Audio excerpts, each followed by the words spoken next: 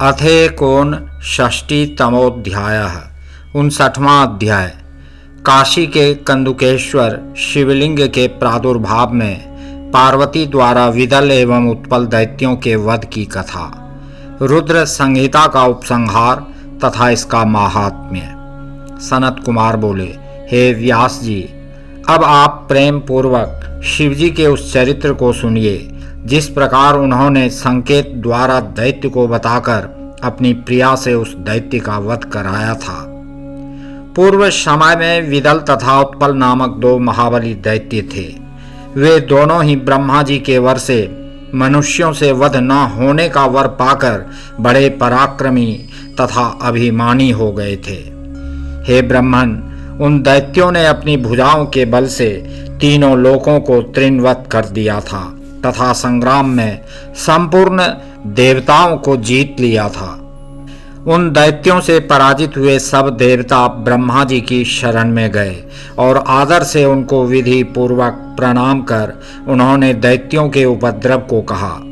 तब ब्रह्मा जी ने उनसे यह कहा कि ये दोनों दैत्य निश्चय ही पार्वती द्वारा मारे जाएंगे। आप सब पार्वती सहित शिवजी का भली भांति स्मरण करके धैर्य धारण कीजिए। देवी सहित भक्त वत्सल तथा कल्याण करने वाले वे परमेश्वर बहुत शीघ्र ही आप लोगों का कल्याण करेंगे। सनत कुमार बोले, तब देवताओं से ऐसा कहकर वे ब्रह्मा जी शिव का स्मरण करके मौन हो गए और वे देवता भी प्रसन्न होकर अपने अपने लोक को चले गए। तत्पश्चात शिवजी की प्रेरणा से देवर्षि नारद जी ने उनके घर जाकर पार्वती की सुंदरता का वर्णन किया। तब नारद जी का वचन सुनकर माया से मोहित, विषयों से पीड़ित तथा पार्वती का हरण करने की इच्छा वाले उन दोनों दैत्यों ने मन में विचार किया कि प्रारब्ध के उदय होने के कारण हम दोनों को वह पार्वती कब और कहाँ मिलेगी। किसी समय शिवजी अपनी लीला से विहार कर रहे थे। उसी समय पार्वती भी कौतुक से अपनी सखियों के साथ प्रीति पूर्वक शिवजी के समीप कंदुक क्रीड़ा करने लगीं। ऊपर को गेंद फेंकती हुई, अपने अंगों की लघुता का विस्तार करती हुई, श्वास की सुगंध से प्रसन्न हुए भौरों से घिरने के कारण चंचल नेत्र वाली, केश पाश से माला टूट जाने के कारण अपने रूप को प्रकट करने वाली, पसीना आने से उसके कणों से कपोलों की पत्र रचना से शोभित, प्रकाशमान चोलांशु के मार्ग से निकलती हुई अंग की कांति से व्याप्त, शोभायमान गेंद को ताड़न करने से लाल हुए कर कमलों वाली और गेंद के पीछे दृष्टि देने से कंपायमान भौं रूपी लता के अंचल वाली जगत की माता पार्वती खेलती हुई दिखाई दी। आकाश में विचरते हुए उन दोनों दैत्यों ने कटाक्षों से देखा, मानो उपस्थित मृत्यु ने ही दोनों को गोद में ले लिया हो। ब्रह्मा जी के वरदान से गर्वित विदल और उत्पल नामक दोनों दैत्य अपनी भुजाओं के बल से तीनों लोकों को तृण के समान समझते थे। कामदेव के बाणों से पीड़ित हुए दोनों दैत्य उन देवी पार्वती के हरण की इच्छा से शीघ्र ही शांबरी माया करके आकाश से उतरे। अति दुराचारी तथा अति चंचल मन वाले वे दोनों दैत्य माया से गणों का रूप धारण कर पार्वती के समीप आए। तभी दुष्टों का नाश करने वाले शिवजी ने क्षण मात्र में चंचल नेत्रों से उन दोनों को जान लिया। सर्वस्व रूपी महादेव ने संकट को दूर करने वाली पार्वती की ओर देखा। उन्होंने समझ लिया कि ये दोनों दैत्य हैं, गण नहीं हैं। उस समय पार्वती जी महाकौतुकी तथा कल्याणकारी परमेश्वर अपने पति शिव के नेत्र संकेत को समझ गईं। उस नेत्र संकेत को जानकर शिवजी की अर्धांगिनी पार्वती ने सहसा उसी गेंद से उन दोनों पर एक साथ प्रहार कर दिया।